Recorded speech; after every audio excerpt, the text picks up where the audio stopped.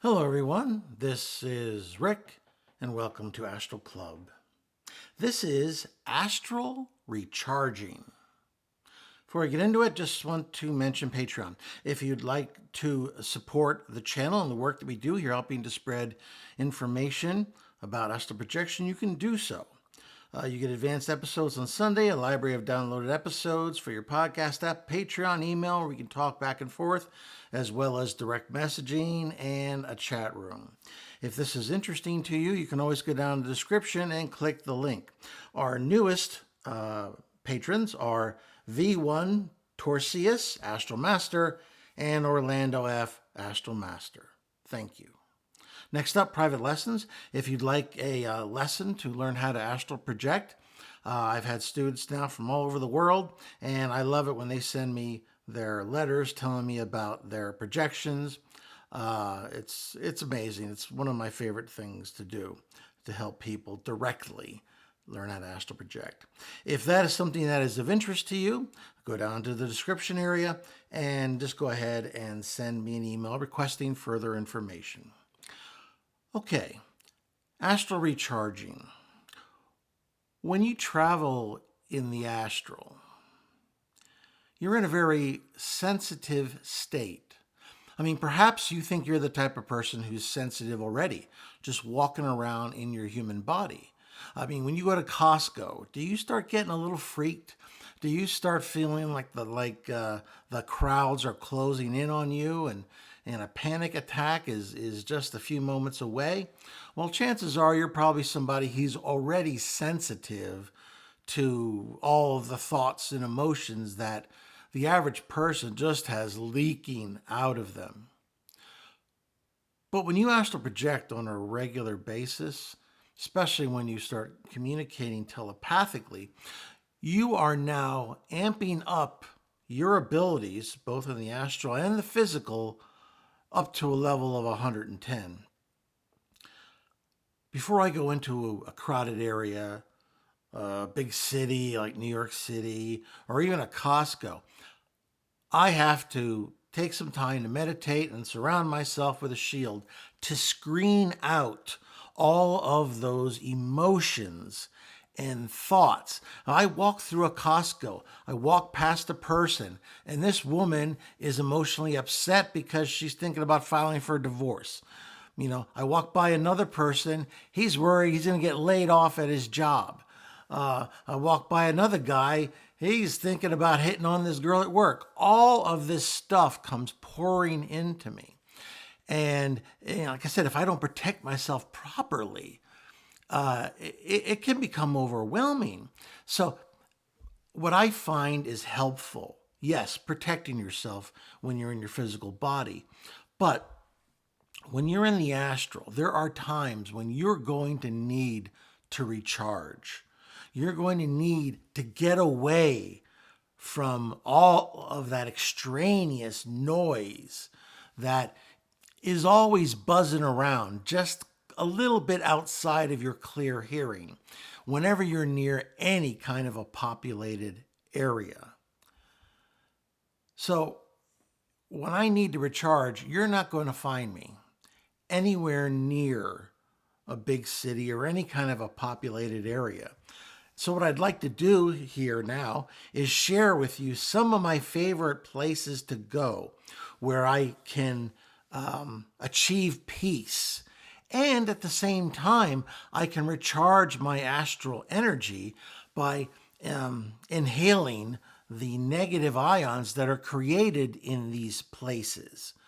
And what they do is they recharge your energy level in your astral, and that carries over to your physical body as well.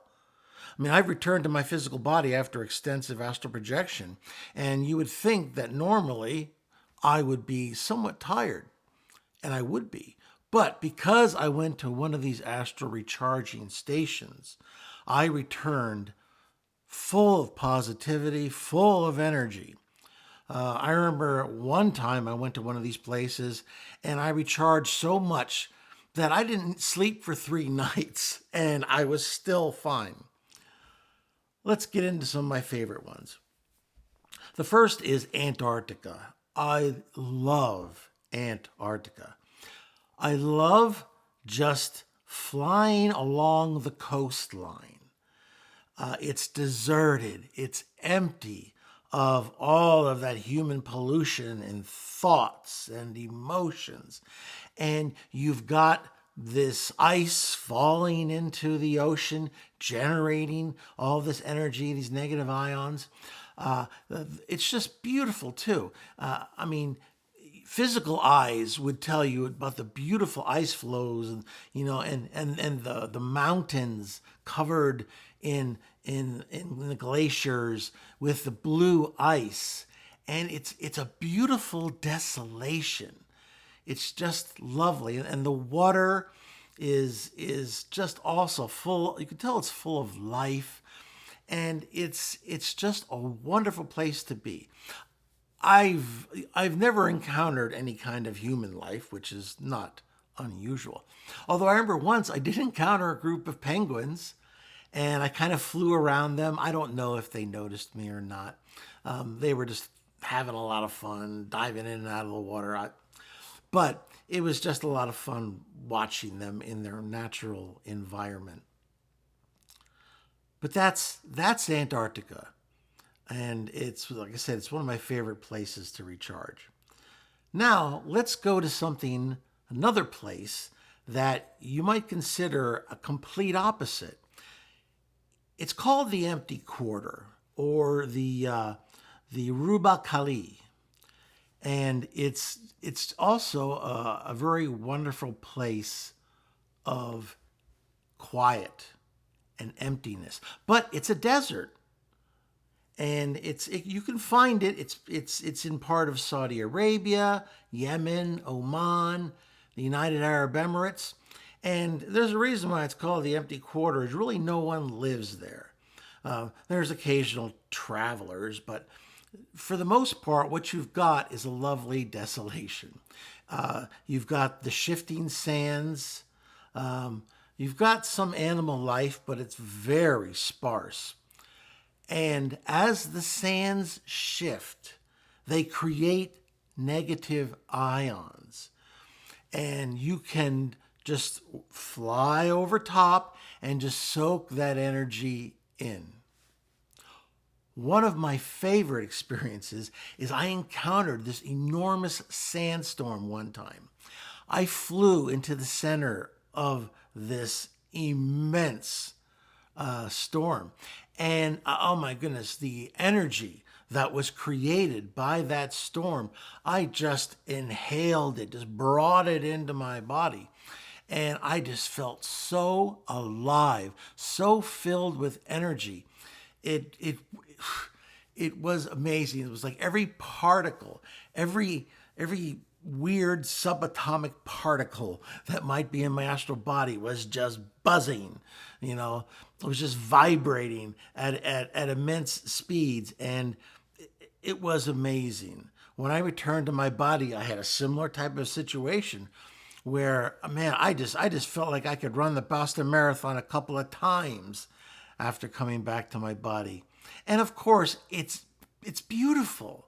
I mean, I know people don't ordinarily think of deserts as beautiful, but it's lovely. You have your different browns and your oranges, and there's just something poetic about this quiet, shifting landscape that you could tell it takes you back thousands of years. You can imagine caravans transiting this lonely, empty quarter, taking salt and other products, perhaps gold, who knows what, to cities, to markets. And, occasionally, like I said, you might see a camel or even a lonely person. But generally, you're not going to see much of anything, and it's just lovely. Next up, I like mountains, large mountains. The Rocky Mountains and the Himalayas are my favorite. Now, I've been to the Rocky Mountains more often than the Himalayas, This is just because I live in the United States and it's a little bit easier to head to the Rockies. And flying over the Rocky Mountains, first of all, of course, you've got the beauty of the landscape, the barren mountaintops, but you can see the trees at the bottom, and sometimes there's a bit of a pasture or a river. And once again, it's a very different landscape from Antarctica or the empty quarter, but there's just something about the awesome natural beauty and just the emptiness, the barrenness of human footprints. It's a transcendental experience.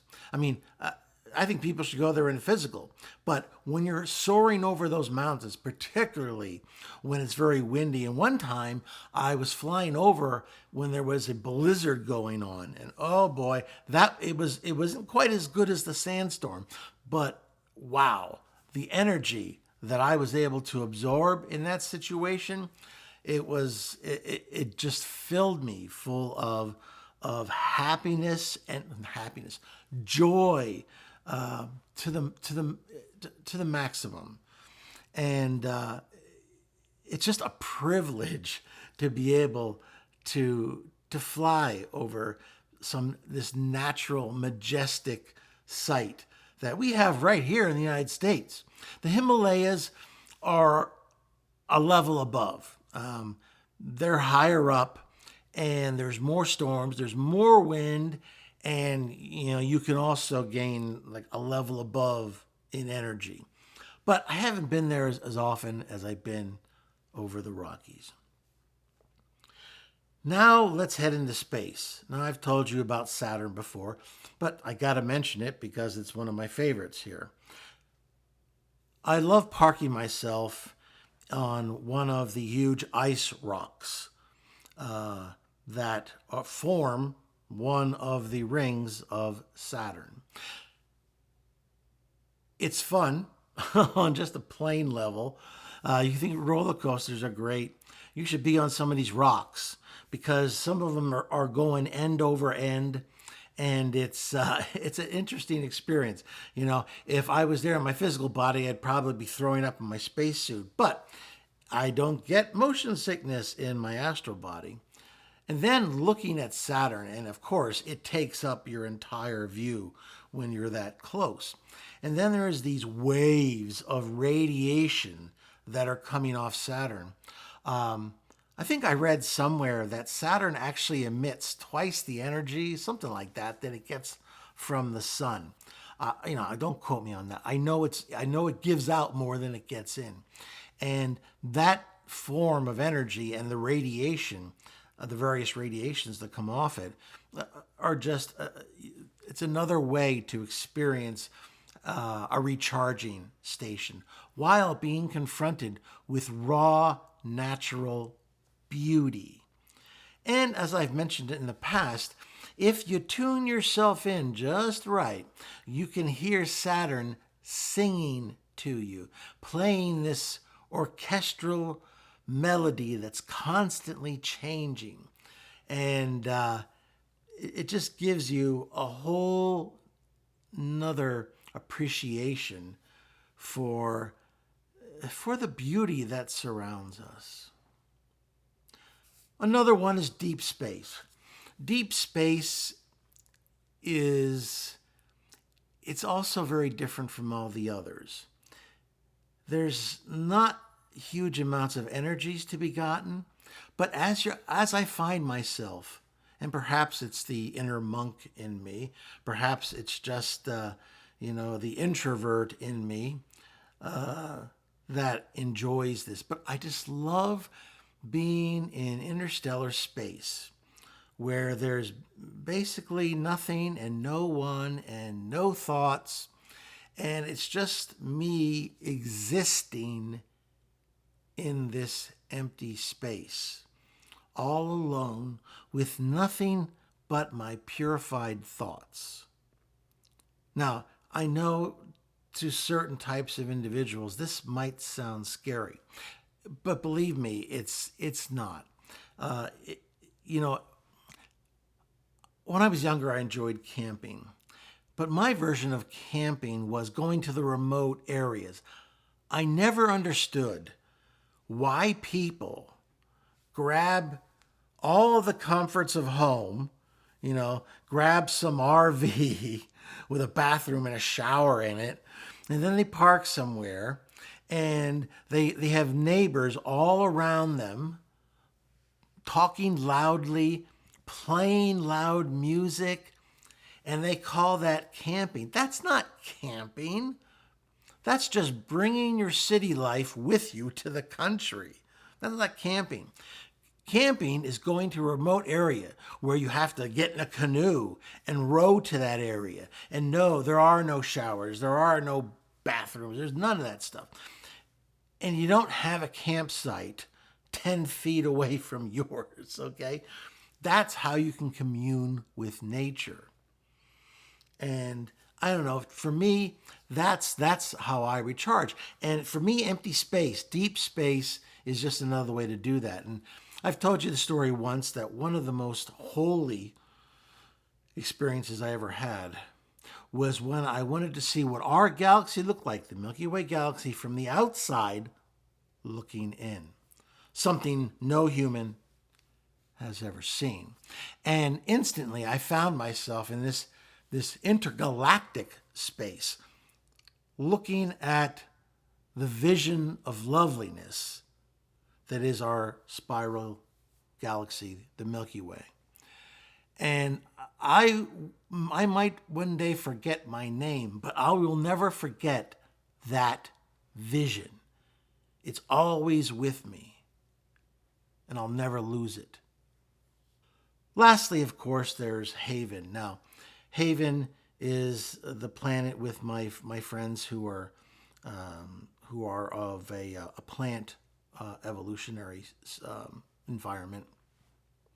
Now, I can't just go there whenever I want because they need to be protected. But on the occasion where I'm summoned, I can go there, and it's great because they don't think the way we do. They're also very disciplined in their thought process. They don't leak out thoughts constantly like the average human does, just causing all this thought pollution constantly in the atmosphere. So, and then of course the area itself is lovely and peaceful, and you can just feel at one with yourself in a place like Haven. Well, those are some of my favorite recharging areas. And I urge you, when you begin astral projecting or during your current projections, to try out some of those areas. All I ask is that you don't invite too many people because I don't want to spoil these areas by starting to have astral tour groups clogging up the area with too much activity and thought. But certainly, give them a try, and I think you'll find them as peaceful and as enervating, energizing as I do. Okay, well, if you like that, please hit the like button. Share it with those of like minds. Subscribe if you haven't already. And please, your questions and comments, always interested in that. If you have any experiences like that, or if you just have any questions, I'd be glad to answer them. As always, this is Rick, and I will see you on the astral plane.